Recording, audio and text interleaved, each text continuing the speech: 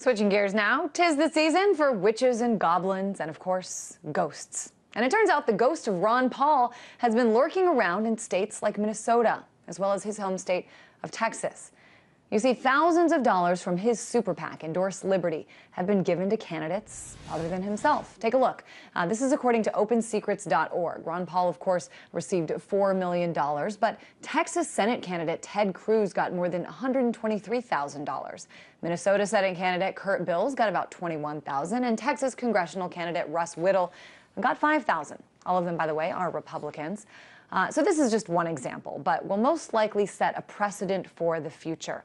So we want to talk about what this all means, kind of get more into it. And for that, I've got Russ Koma, money and politics reporter for OpenSecrets.org. And Russ, as we know, candidates themselves cannot coordinate directly in any way, shape, or form with super PACs. But who decides how the money is spent? When it comes to super PACs, I guess the answer would be whoever put the super PAC together, whoever organized it, whoever put up the money. And so from every super PAC, it's going to be a little bit different. In this case, Endorse Liberty is a super PAC that has made its mission backing Ron Paul, but really the people who put it together or the people who gave it money can kind of do whatever they want from it. And so once his campaign sort of wound down, it looks like the people who behind it sort of took it upon themselves to start looking at other candidates they were interested in. And unlike in the past when there were PACs that were related to a specific candidate or leadership, or campaign committees, these PACs have no sort of obligation to stick with the person that maybe they backed. And in fact, most super PACs don't have a specific candidate they back. But, you know, when people give money to a super PAC, usually they believe they're giving money to a super PAC going for the candidate or issue that they believe in.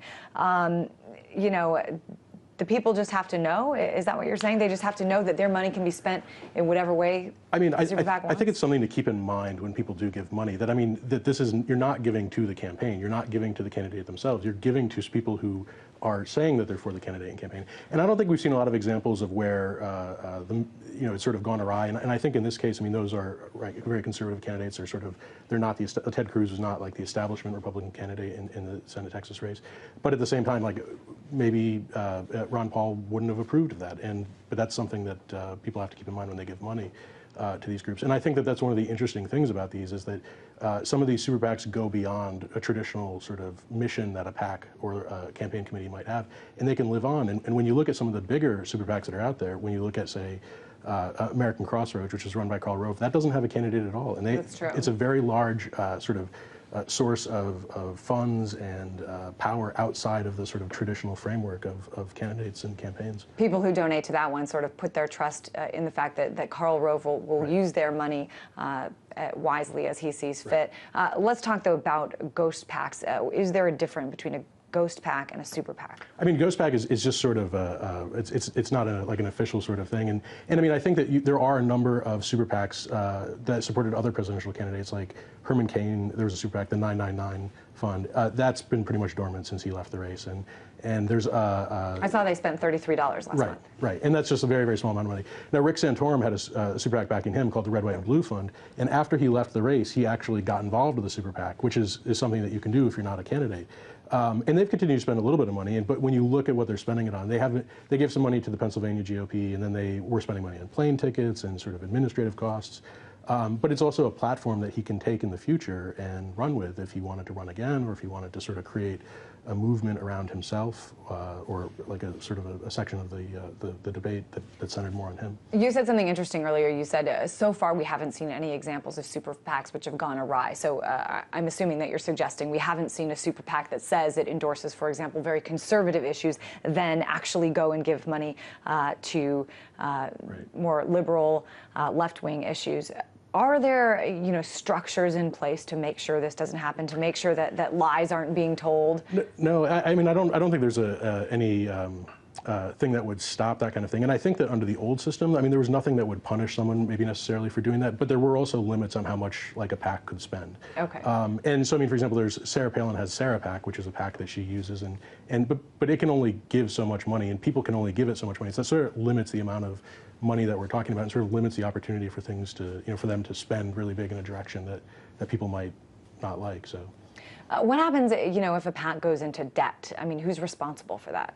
Again, it's sort of whoever put it together. But I think that we're only, I mean, because the super PACs are sort of new, we're kind of like, that's sort of a new thing. We really haven't seen a lot of it yet.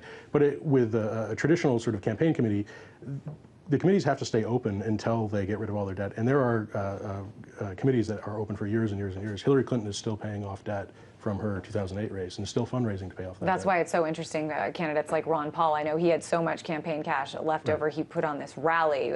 We went to it in Tampa. So it is interesting when you see a lot of them do end up going into debt.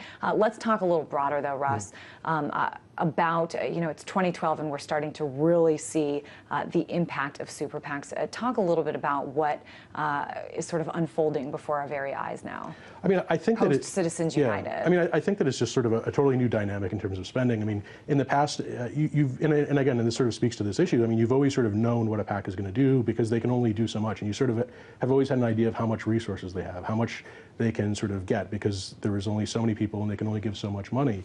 And they can only spend that money in so many ways. And now with these super PACs, they can raise money at the drop of a hat, and they can spend it at the drop of a hat, really on anything.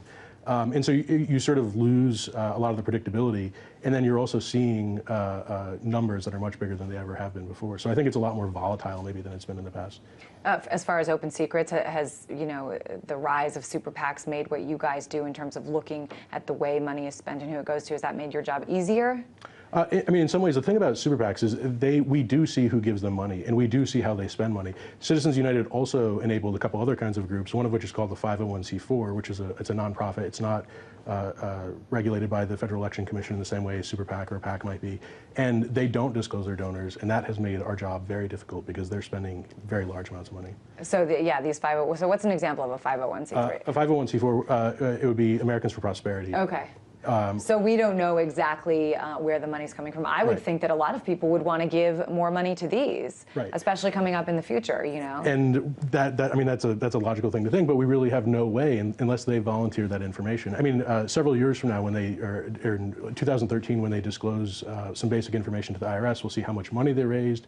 We'll see generally who they gave the money to, but we'll never have a specific idea of where the money came from. And I think that's a big sort of wrench that's been thrown in the process, especially from our end of things. Yeah, well, I got to say, as a journalist who's been in this business several years, your website is one that myself and several others use all the time. It really is nice to, if you're doing a story on a particular candidate or a particular issue, to see how much money that lawmaker, for example, got from a certain organization and how that influences their vote. It's a really important thing that you guys do. Great to have you on the show. Thank you for having me. Russ Comeaux, Money and Politics reporter for OpenSecrets.org.